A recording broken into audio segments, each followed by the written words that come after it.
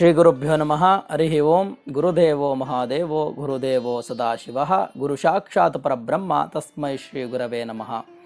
ಈ ದಿನ ವಿಶೇಷವಾಗಿ ನಾವು ಪ್ರದಕ್ಷಿಣೆಯ ಮಾಡುವಂಥ ಉದ್ದೇಶ ಮತ್ತು ಅದರ ಮಹತ್ವವನ್ನು ತಿಳಿದುಕೊಳ್ಳೋಣ. ಪ್ರದಕ್ಷಿಣೆಯನ್ನು ನಾವು ದೇವಾಲಯದಲ್ಲಿ ಯಾವಾಗಲೂ ಎಡದಿಂದ ಬಲಕ್ಕೆ ಬರುವಂಥದ್ದು. ಯಾನಿ ಕಾನಿ ಚ ಪಾಪಾನಿ ಜನ್ಮಾಂತರ ಕೃತಾನಿ ಚ ತಾನಿ ತಾನಿ ವಿನಶ್ಯಂತಿ ಪ್ರದಕ್ಷಿಣಂ ಪದೇ ಪದೇ.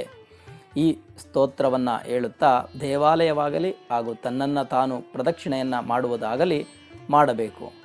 ಪ್ರದಕ್ಷಿಣೆಯನ್ನು ಮಾಡುವ ಸಂದರ್ಭದಲ್ಲಿ ನಾವು ಅಭಿಷ್ಟಗಳು ಸಿದ್ಧಿಯಾಗಲಿ, ಕರ್ಮಗಳು ನಾಶವಾಗಲಿ, ಮೋಕ್ಷ ಪ್ರಾಪ್ತಿಯಾಗಲಿ ಅಂತೇಳಿ ದೇವರಲ್ಲಾಗಲಿ ಆತ್ಮದಲ್ಲಾಗಲಿ ನಮಸ್ಕಾರವನ್ನು ಮಾಡಬೇಕು. ದೇವಾಲಯದಲ್ಲಿ ನಾವು ಪದೇ ಪದೇ ಪ್ರದಕ್ಷಿಣೆಗಳನ್ನು ಮಾಡುವುದರಿಂದ ಹಿಂದಿನ ಜನ್ಮದಲ್ಲಿ ಮಾಡಿದ ಪಾಪಗಳು, ಪ್ರಾರಬ್ಧ ಕರ್ಮಗಳು ಕಳೆಯುತ್ತಾ ಹೋಗುತ್ತದೆ.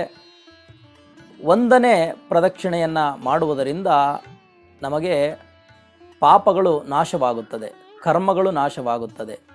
ಎರಡನೇ ಪ್ರದಕ್ಷಿಣೆಯನ್ನು ಮಾಡುವುದರಿಂದ ಆಧ್ಯಾತ್ಮಿಕವಾಗಿ ಲಾಭವಾಗುತ್ತದೆ. ಮೂರನೇ ಪ್ರದಕ್ಷಿಣೆಯನ್ನು ಮಾಡುವುದರಿಂದ ಮೋಕ್ಷಕ್ಕೆ ದಾರಿ, ಮೋಕ್ಷ ಫಲ ದೊರಕುತ್ತದೆ. ನಾವು ಪ್ರದಕ್ಷಿಣೆಯನ್ನು ಯಾವ ದೇವರಿಗೆ ಎಷ್ಟು ಪ್ರದಕ್ಷಿಣೆಯನ್ನು ಮಾಡಬೇಕು ಎಂಬುದನ್ನು ತಿಳಿಯೋಣ.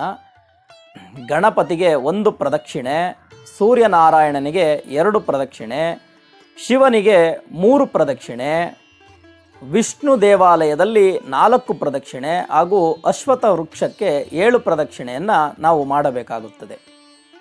ಏಕಂ ಗಣಪತೆ ಕುರ್ಯಾತ್ ದ್ವಿ ಸೂರ್ಯೇ ತ್ರೀಣಿ ಶಂಕರೇ ಚತ್ವಾರಿ ಕೇಶವಾದೇವಿ ಸಪ್ತ ಅಶ್ವತ್ಥ ಪ್ರದಕ್ಷಿಣ.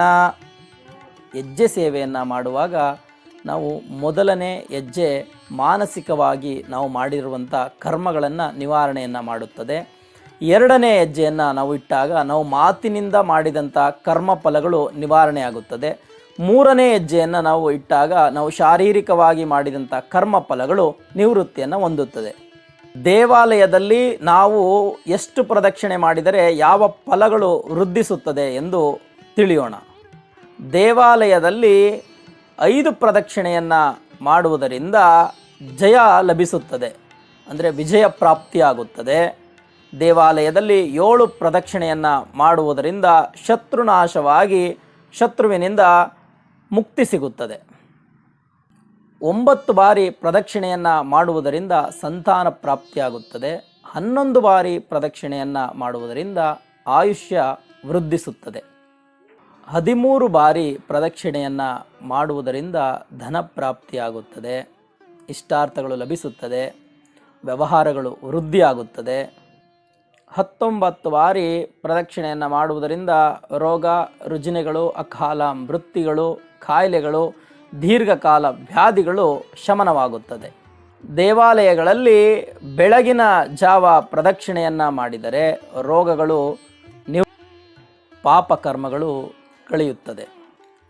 ದೇವಾಲಯದಲ್ಲಿ ಮಧ್ಯಾಹ್ನದ ವೇಳೆ ಪ್ರದಕ್ಷಿಣೆಯನ್ನು ಮಾಡಿದರೆ ಇಷ್ಟಾರ್ಥ ಫಲ ಸಿದ್ಧಿಯಾಗುತ್ತದೆ, ವ್ಯಾಪಾರ ವ್ಯವಹಾರಗಳಲ್ಲಿ ವೃದ್ಧಿಯಾಗುತ್ತದೆ, ಧನ ಪ್ರಾಪ್ತಿಯಾಗುತ್ತದೆ. ಸಂಜೆಯ ಸಮಯದಲ್ಲಿ ದೇವಾಲಯದಲ್ಲಿ ಪ್ರದಕ್ಷಿಣೆಯನ್ನು ಮಾಡಿದರೆ ಪಾಪಕರ್ಮಗಳು, ಪ್ರಾರಬ್ಧ ಕರ್ಮಗಳು, ದೋಷಗಳು, ಗ್ರಹದೋಷಗಳು ನಿವಾರಣೆಯಾಗುತ್ತದೆ.